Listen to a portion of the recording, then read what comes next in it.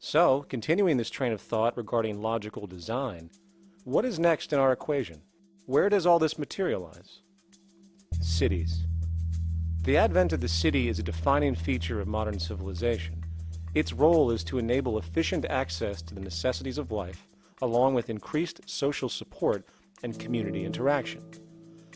So how would we go about designing an ideal city? What shape should we make it? Square? Trapezoid? Well, given we're going to be moving around the thing, we might as well make it as equidistant as possible for ease, hence the circle. What should the city contain? Well, naturally we need a residential area, a goods production area, a power generation area, an agricultural area. But we also need nurturing as human beings, hence culture, nature, recreation, and education. So let's include a nice open park, an entertainment events area for cultural purposes and socializing, and educational and research facilities. And since we're working with a circle, it seems rational to place these functions in belts based on the amount of land required for each goal, along with ease of access. Very good. Now, let's get down to specifics. First, we need to consider the core infrastructure, or intestines, of the city organism. These would be the water, good, waste, and energy transport channels. Just as we have water and sewage systems under our cities today, we would extend this channeling concept to integrate waste recycling and delivery itself. No more mailmen or garbage men. It is built right in. We could even use automated pneumatic tubes and similar technologies. Same goes for transport. It needs to be integrated and strategically designed to reduce or even remove the need for wasteful, independent automobiles. Electric trams, conveyors, transveyors, and maglevs, which can take you virtually anywhere in the city, even up and down, along with connecting you to other cities as well. And of course, in the event an automobile is required, it is automated by satellite for safety and integrity. In fact, this automation technology is in working order right now. Automobile accidents kill about 1.2 million people every single year, injuring about 50 million. This is absurd and doesn't have to occur. Between efficient city design and automated driverless cars, this death toll can be virtually eliminated. Agriculture. Today, through our haphazard, cost-cutting industrial methods, using pesticides, excessive fertilizers, and other means, we have successfully destroyed much of the arable land on this planet, not to mention also extensively poisoning our bodies. In fact, industrial and agricultural chemical toxins now show up in virtually every human being tested, including infants. Fortunately, there is a glaring alternative: the soilless mediums of hydroponics and aeroponics, which also reduce nutrient and water requirements by up to 75% of our current usage. Food can now be organically grown on an industrial scale in enclosed vertical farms, such as in 50-story 1-acre plots, virtually eliminating the need for pesticides and hydrocarbons in general. This is the future of industrial food cultivation: efficient, clean, and abundant. So, such advanced systems would be, in part, what comprise our agricultural belt, producing all the food required for the entire city's population, with no need to import anything from the outside, saving time, waste, and energy. And speaking of energy, the energy belt would work in a systems approach to extract electricity from our abundant renewable mediums, specifically wind, solar, geothermal, and heat differentials, and if near water potentials, tidal and wave power. To avoid intermittency and make sure a positive net energy return occurs, these mediums would operate in an integrated system, powering each other when needed, while storing excessive energy to large supercapacitors under the ground, so nothing can go to waste. And not only does the city power itself, particular structures will also power independently and generate electricity through photovoltaic paints, structural pressure transducers, the thermocouple effect, and other current but underutilized technologies. But of course, this begs the question: how does this technology and goods in general get created in the first place? This brings us to production. The industrial belt, apart from having hospitals and the like, would be the hub of factory production. Completely localized overall, it would of course obtain raw materials by way of the global resource management system just discussed, with demand being generated by the population of the city itself. As far as the mechanics of production, we need to discuss a new, powerful phenomenon which was sparked very recently in human history and is on pace to changing everything. It's called mechanization, or the automation of labor. Well, if you look around you, you'll notice that almost everything that we use today is built automatically. Your shoes, your clothes, your home appliances, your car, and so on. They are all built by machines in an automatic way. Can we say that the society has not been influenced by these major technological advancements? Of course not. These systems really dictate new structures and new needs, and they make a lot of other things obsolete. So we've been going up in the development and use of technology in an exponential way. So definitely automation is going to continue. You cannot stop technologies that just make sense. Labor automation through technology is at the bottom of every major social transformation in human history. From the agricultural revolution and the invention of the plow, to the industrial revolution and the invention of the powered machine, to the information age we live in now through essentially the invention of advanced electronics and computers. And with regard to advanced production methods today, mechanization is now evolving on its own, moving away from the traditional method of assembling component parts into a configuration into an advanced method of creating entire products in one single process. From the simple printing of basic household goods in your home to the printing of an entire automobile body in one swoop, advanced automated 3D printing now has the potential to transform virtually every field of production, including home construction. Making homes using hammers and nails and wood with the state-of-art technology today is really absurd and will go the way of our labor class in regards to manufacturing in the United States. Recently, there was a study by economist David Autor of MIT that states that our middle class is obsolete and being replaced by automation.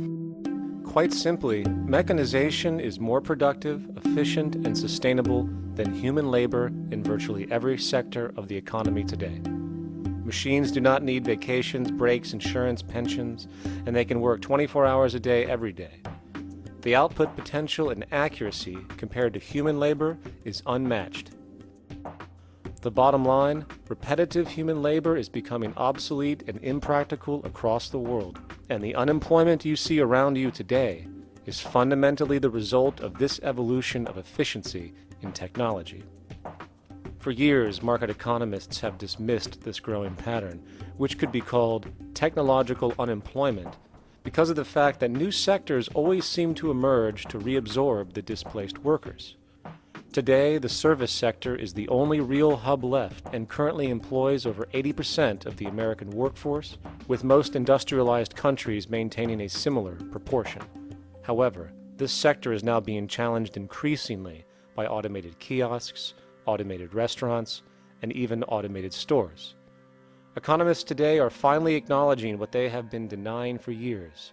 Not only is technological unemployment exasperating the current labor crisis we see across the world due to the global economic downturn, but the more the recession deepens, the faster the industries are mechanizing. The catch, which is not realized, is that the faster they mechanize to save money, the more they displace people, the more they reduce public purchasing power. This means that while the corporation can produce everything more cheaply, fewer and fewer people will actually have money to buy anything, regardless of how cheap they become. The bottom line is that the labor for income game is slowly coming to an end. In fact, if you take a moment to reflect on the jobs which are in existence today, which automation could take over right now if applied, 75% of the global workforce could be replaced by mechanization tomorrow. And this is why, in a resource-based economy, there is no monetary market system, no money at all, for there is no need. A resource-based economy recognizes the efficiency of mechanization and accepts it for what it offers. It doesn't fight it like we do today. Why? Because it is irresponsible not to, given any interest in efficiency and sustainability. And this brings us back to our city system. In the center is the central dome, which not only houses the educational facilities and transportation hub, it also hosts the mainframe that runs the city's technical operations. The city is, in fact, one big automated machine. It has sensors in all technical belts to track the progress of agriculture, energy gathering, production, distribution, and the like. Now, would people be needed to oversee these operations in the event of a malfunction or the like? Most probably yes, but that number would decrease over time as improvements continue. However, as of today, maybe 3% of the city population would be needed for this job when you break it down. And I can assure you that in an economic system which is actually designed to take care of you and secure your well-being, without you having to submit to a private dictatorship on a daily basis, usually to a job that is either technically unnecessary or socially pointless, while often struggling with debt that doesn't exist just to make ends meet, I guarantee you people will volunteer their time left and right to maintain and improve a system that actually takes care of them. And coupled with this issue of incentive comes the common assumption that if there isn't some external pressure for one to work for a living, people will just sit around, do nothing, and turn into fat, lazy blobs. This is nonsense. The labor system we have today is in fact the generator of laziness, not a resolver of it. If you think back to when you were a child, full of life, interested in new things to understand, likely creating and exploring, but as time went on, the system pushed you into the focus of figuring out how to make money. And from early education to study at a university, you are narrowed, only to emerge as a creature which serves as a cog in a wheel in a model that sends all the fruits to the upper 1%. Scientific studies have now shown that people are, in fact, not motivated by monetary reward when it comes to ingenuity and creation. The creation itself is the reward. Money, in fact, appears only to serve as an incentive for repetitive, mundane actions, a role we have just now shown can be replaced by machine. So when it comes to innovation, the actual use of the human mind, the monetary incentive has proven to be a hindrance, interfering and detracting from creative thought. And this might explain why Nikola Tesla, the Wright brothers, and other inventors who contributed massively to our current world never showed a monetary incentive to do so.